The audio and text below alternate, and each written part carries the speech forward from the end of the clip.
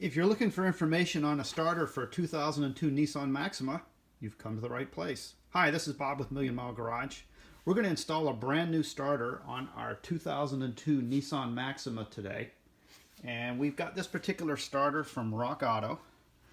And 2002 Nissan Maxima, there's the part number, 17779N, right there. And it also matches the box as well, excuse me. And this one is made in Malaysia, new unit. It does talk about replacing the starter relay, and we'll get to that later in the video. Just going to show you real quick what we're up against. I've already removed the air intake duct, the part that sits on top of the radiator. It's only got two little plastic fasteners that you kind of screw them out and then lift it out. Not a huge deal. I just wanted to show you where the starter is buried. I'm going to take my screwdriver and just touch the top of the solenoid on the starter, and there it is, right there. So obviously it's buried down in there, but I don't think it's going to be near as difficult as an alternator job. So I think what I'm going to do is I've got 5 fasteners on the air box here. I've got one there, there, and then there's one down deep right in there. And then we've also got one here which attaches it to like the secondary air box part there. I think this is kind of the built-in silencer. So in addition to taking those out, I'm going to loosen up the hose clamps on the accordions here that basically made the air box to the throttle body. And I'm probably just going to leave the air box in place. I'm just going to probably remove this part here, I guess the air silencer, and get all this stuff out of the way here so that I can come in from over here and get access to the starter and pull it out. And so that's what we're up against today. All right, with the air box rolled out of the way, you can see I've got this piece of it sitting over here. I just disconnected that piece there and that piece there to get that accordion undone off of the throttle body. Nice new throttle body too, by the way.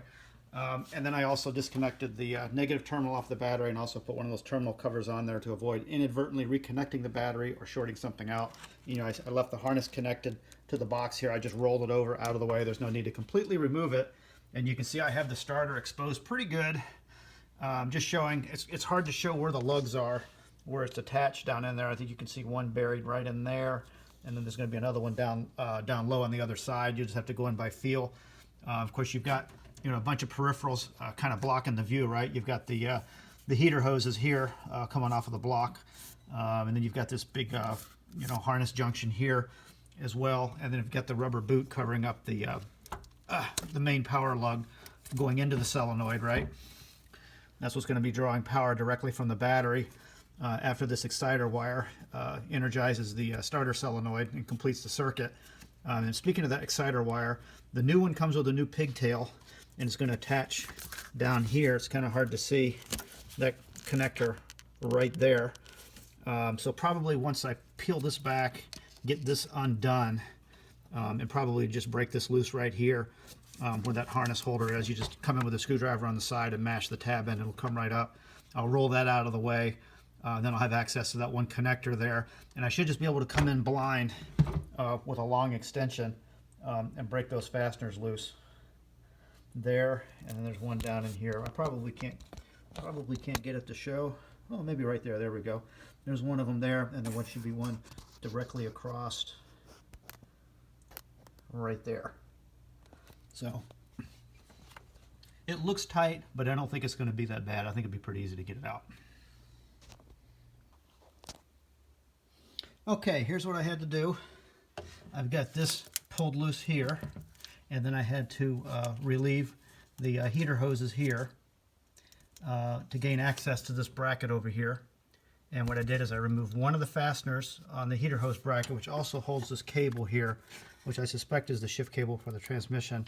And with one of those bolts removed, the one closest to the firewall, I was able to tilt this bracket upward so that it will be up high enough. And I also retighten the other one here so it'll hold this bracket up out of the way so I can slide my extension underneath here, and I have enough clearance to grab this fastener. I have it attached right now. Turns out there's 2 different sizes on the starter. Number 12 on the top ear, and then the bottom ear is a number 17. And I am going to go ahead and just peel this stuff off now and get ready to remove it.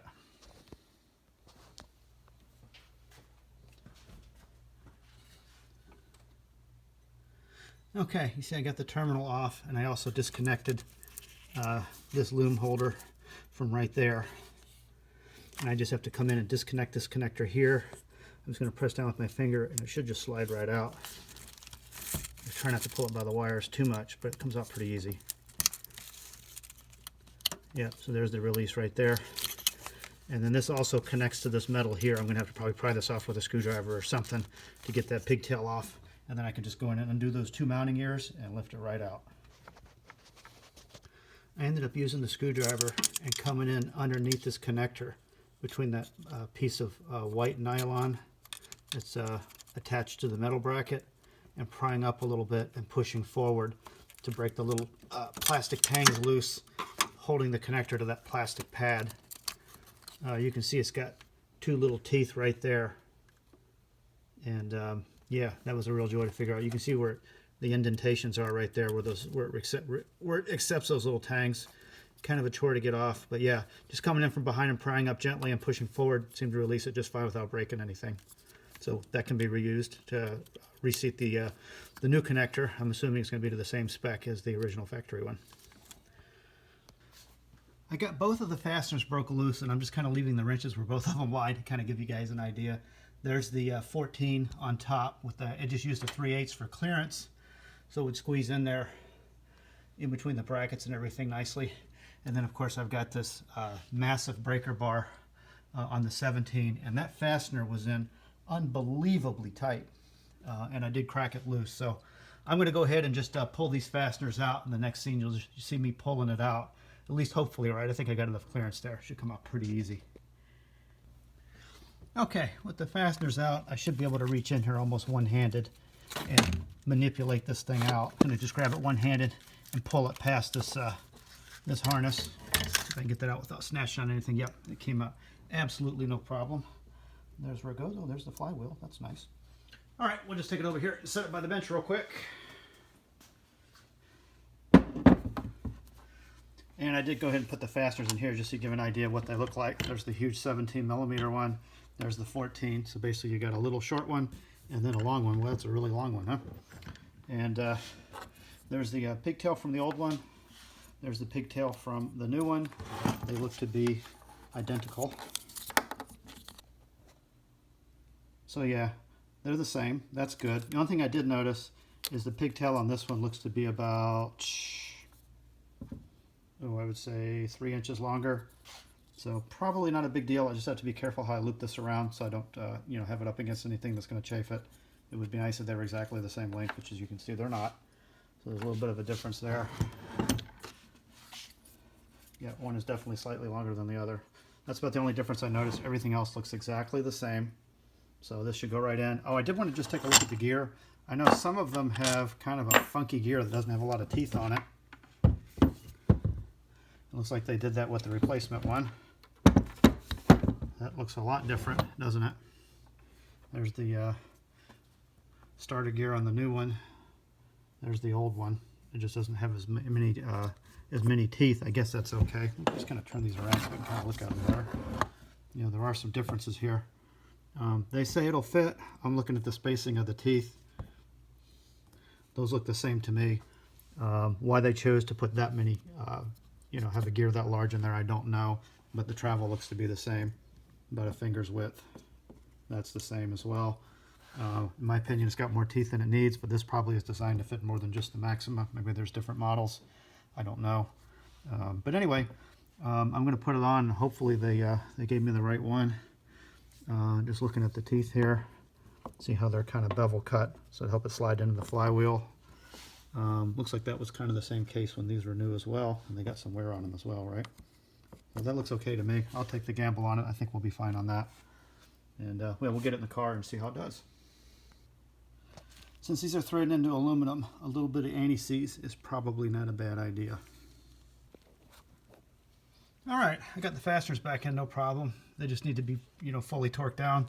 Turns out using a shorter extension works a lot better on that 17 down low. There's plenty of elbow room down in there going like that. And if I can find the torque specs, I'll publish them at the end of this video. I really don't know what they are. Most of the time, something like this, I'm just going to go on what feels like pretty tight. Keeping in mind I am going into aluminum. feeding this connector on. You see it's got the tracks and those little tabs. I'm just going to come down here and get it started. And then once it's started, I can just push it back and click it into place.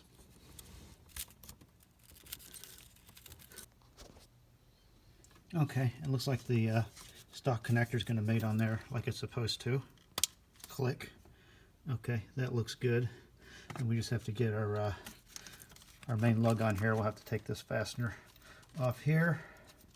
Looks like it's got a built-in washer, so you can't lose the washer. That's good.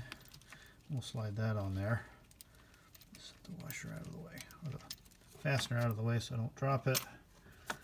That's going to go right on like it's supposed to. Yep, that looks good. And then we've got this harness connector here. We're going to snap that in place. I think we're ready to do that now as well. Get that to go down. Yep. And that falls in place there. I'll put the nut on and tighten that down. I don't need to bother showing y'all doing that. And then, of course, we'll get this bracket right here. We'll have to get that fastener back in that hole there and lower this bracket back in place, and then get the heater hoses clamped back in. And then any other place, like where I undid these looms here, I'll have to reattach as well. Put the air box on, and that should be good to go. Hey, just showing y'all down here, I'm going to come in underneath this hose and try to come in there and get that fastener started. Get that secured. And then I think in a couple shakes we'll have the air box set back in place, and this thing will be good to go.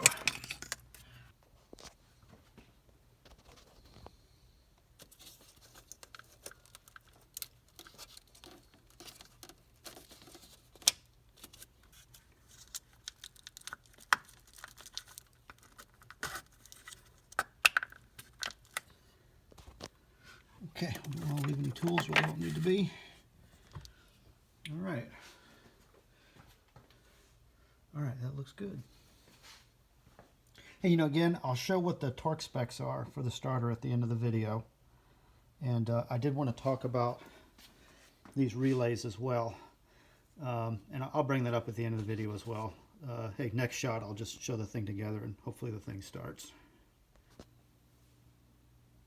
Okay, it's back together, which is the exception of the, the one air intake still sitting on the roof of that old car over there. Let's get in it and roll the key and see if we have success.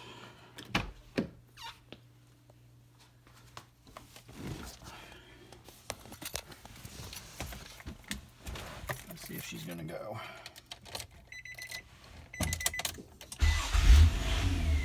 Okay, starts up, sounds good. Got the check engine light because I had some stuff disconnected, no big deal. That's not related to this repair.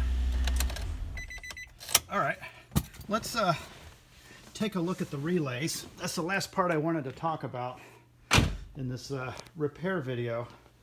And the whole reason I had to do the alternator repair video is because when you buy one of these new starters, it says they have instructions that said that you should replace the inhibitor relay, and then as fix number 2 replace the starter relay, and they list some part numbers here. Now this part number here, just an FYI, this is a 2002 Nissan Maxima, and this 25230-89981 inhibitor relay is reverse. My inhibitor relay, and I'll show you the box right here. There's the inhibit relay, and of course that's the second one in, which would be this gray one right here.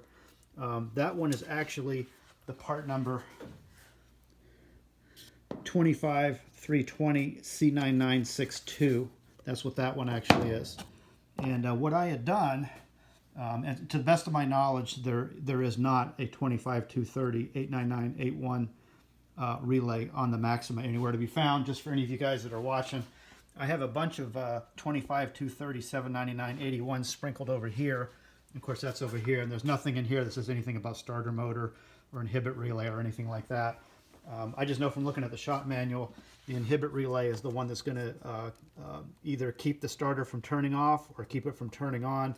Maybe it varies from year to year. But anyway, that's the one that I am hesitant to replace, and I'll tell you why. I had taken this one, which is called Import Direct, and I got this from O'Reilly, and you see it's stamped with the 25230 C9962 and a 72. Maybe that's a super seed number underneath, but it's got the exact same feet or pin layout as the relay that's in the car, as does this one, if you notice.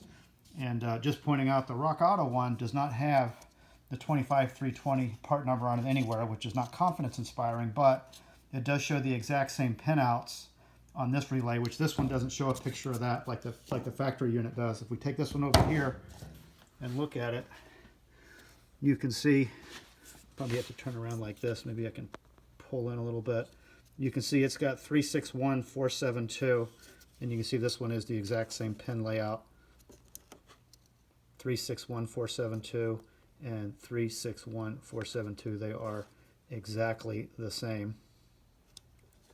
So I feel pretty confident that will work. Now, I know I mentioned in the beginning of the video, I suspected maybe this was a counterfeit part, which is probably just a defective part, but I'm kind of sensitive to that. The job I have, we do government work, and we do look for, we do actually have lookouts for counterfeit parts, because they're always finding their way into the supply chain from China and other countries, and it's really difficult to keep track of that. And of course, if you're building something that flies or something that human life really relies upon, you really want to make sure that you don't have a counterfeit part. I'm going to say this is probably just a low quality part.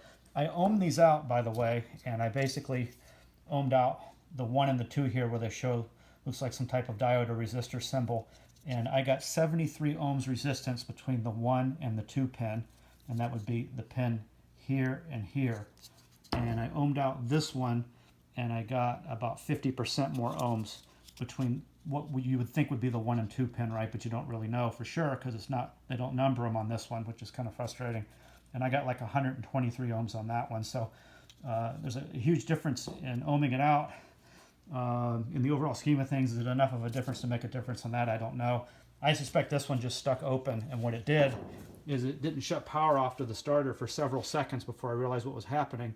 And by the time that happened, it popped the fuse on the dash, and I lost the instrument cluster, and I smoked the alternator. So that one fuse that I had showed earlier, at least I think I showed it. Maybe I showed it in the alternator video. I'll point it out here. If you have a problem with the inhibit relay, if it sticks the starter open, if the starter runs long enough with the engine running, it's going to blow this fuse right here, the second 10 in from right there. It will pop it, and then you will lose your instrument cluster. You won't have any gauge readings, no tach, speedo, fuel, temp, charging, etc. So this made for a very long repair session on this car. It was very disappointing.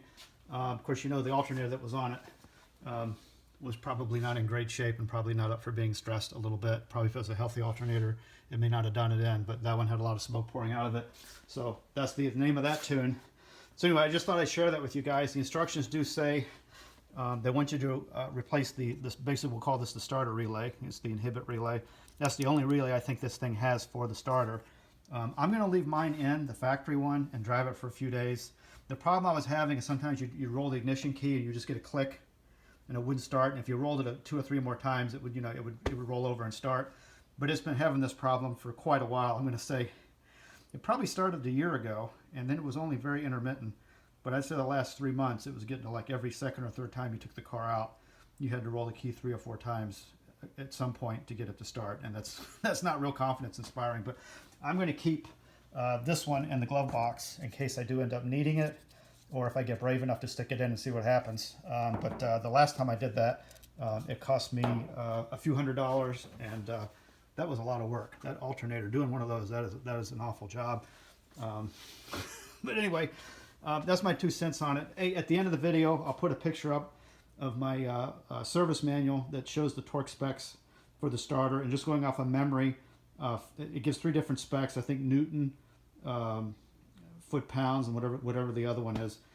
But foot-pounds, I believe it's 25 to 30 foot-pounds for the small starter bolt, and the large one, believe it or not, was like 55 to 72 foot-pounds.